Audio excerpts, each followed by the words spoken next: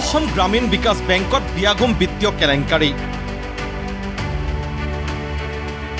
নেতৃত্বত বেংকৰ স্বয়ং বিষয়া কৰ্মচাৰী গ্ৰাহকৰ মাজত আস্থাহীনতাৰ পৰিৱেশ সৃষ্টি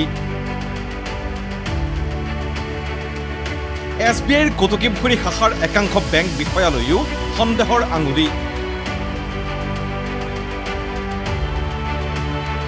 সহজলভ্য ধনৰ লালসাতেই সকলো ধৰণৰ আস্থা বিশ্বাস সম্পূৰ্ণৰূপে ভংগ কৰি ৰাজহুৱা ধন আত্মসাৎ কৰাত নামি পৰিছে বেংকৰ একাংশ বিষয়া কৰ্মচাৰী এনে কুকাৰ্যৰে হাজাৰ হাজাৰ গ্ৰাহকৰ বিশ্বাস ভংগৰে লুণ্ঠনৰাজ চলোৱাৰ এই ঘটনা এইবাৰ সংঘটিত হৈছে অসম গ্ৰামীণ বিকাশ বেংকৰ যোৰহাট জিলাৰ মাধৱপুৰ শাখাত অসম গ্ৰামীণ বিকাশ বেংকৰ আভ্যন্তৰীণ তদন্তৰ সময়তেই পোহৰলৈ আহিছে এই তথ্য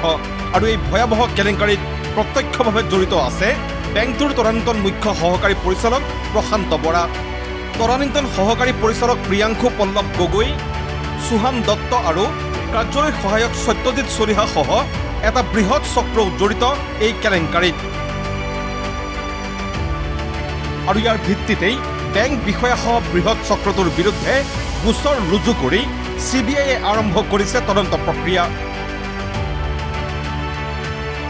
অৱশ্যে এই পৰ্যন্ত পলাতক হৈ আছে কেউজন অভিযুক্ত বেংক বিষয়া তথা কৰ্মচাৰী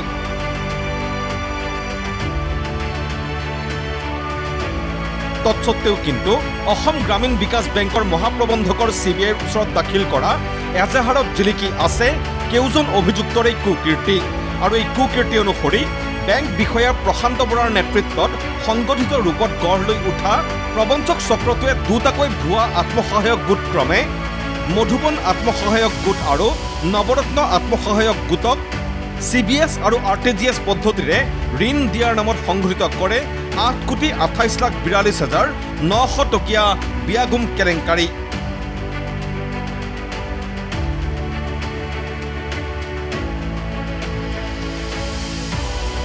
অথচ ইয়াৰ বাবে ভাৰতীয় ষ্টেট বেংকৰ কটকীপুখুৰী শাখাত পৃথকে পৃথকে খোলা বেংক একাউণ্টত নাছিল KYC সম্পূৰ্ণ সংগঠিত ৰূপতেই যে এই কেলেংকাৰী সংঘটিত হৈছিল সেয়া স্পষ্ট কৰাই নহয় ভাৰতীয় ষ্টেট বেংকৰ কটকীপুখুৰী শাখাৰ একাংশ বেংক বিষয়াও এই কেলেংকাৰীত জড়িত থকাটো প্ৰমাণ কৰে কিয়নো অভিযুক্ত বেংক বিষয়া প্ৰশান্ত বৰাৰ ব্যক্তিগত একাউণ্টটো আছে SBIৰ কটকীপুখুৰী শাখাত ভুৱা আত্মসহায়ক গোটৰ নামত RTGS আৰু CBS পদ্ধতিৰে আদায় দিয়া পুঁজি ধাৰাবাহিকভাৱে জমা হৈছিল প্ৰশান্ত বৰাৰ ব্যক্তিগত বেংক একাউণ্টত প্ৰশান্ত বৰাই পৰৱৰ্তী সময়ত এই ধনৰাশি পৰ্যায়ক্ৰমে অভিযুক্ত সত্যজিৎ চলিহাৰ পত্নী ৰজিতা বৰা চলিহাৰ নামত একেটা শাখাত থকা বেংক একাউণ্টলৈ হস্তান্তৰ কৰিছিল অনুৰূপ ধৰণে পুঁজি হস্তান্তৰ হৈছিল অনুপমা কেৰকেট্টা আৰু অঞ্জু ফুকন কছাৰীৰ নামত থকা বেংক একাউণ্টলৈও কেৱল সেয়াই নহয় ধুৰন্ধৰ বেংক বিষয়া প্ৰশান্ত বৰাই নিজ পত্নী চিন্ময়ী দেৱীৰ নামত SBIৰ কটকীপুখুৰী শাখাত থকা বেংক একাউণ্টলৈ হস্তান্তৰ কৰিবলৈ পাহৰা নাছিল ধন অথচ SBIৰ বৰকটকী শাখাই এই বিষয়ে উত্থাপন কৰা নাছিল প্ৰশ্ন কাজেই সম্পূৰ্ণ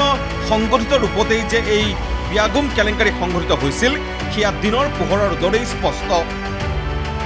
ইয়াৰ বাবেই অভিযুক্ত কেউজন বেংক বিষয়াৰ বিৰুদ্ধে CBIৰ ওচৰত FIR দাখিল কৰাই নহয় অসম গ্ৰামীণ বিকাশ বেংকৰ মহাপ্ৰবন্ধকে নীতি অনুসৰি নিৰ্দিষ্ট প্ৰক্ৰিয়াৰে কেউজনৰ বিৰুদ্ধে গোচৰ চলোৱাৰো প্ৰদান কৰে অনুমতি ইয়াৰ ভিত্তিতেই নিজ পত্নী আৰু আত্মীয় স্বজনৰ নামত ভুৱা আত্মসহায়ক গোট গঠন কৰি ৰাজহুৱা ধন আত্মসাৎ কৰা এই চক্ৰটোৰ সন্ধানত CBI ইতিমধ্যেই আৰম্ভ কৰিছে অভিযান অৱশ্যে এই অভিযান কিমান ফলৱৰ্তী হয় সেয়া জানিবলৈ অপেক্ষা কৰিব লাগিব সময়লৈ সম্প্ৰতি পলাতক অৱস্থাত আছে কেউগৰাকী বেংক বিষয়া আৰু কৰ্মচাৰী যোৰহাটৰ পৰা প্ৰিয়ংকা সেনাপতিৰ সহযোগত ব্যুৰ ৰিপৰ্ট ND24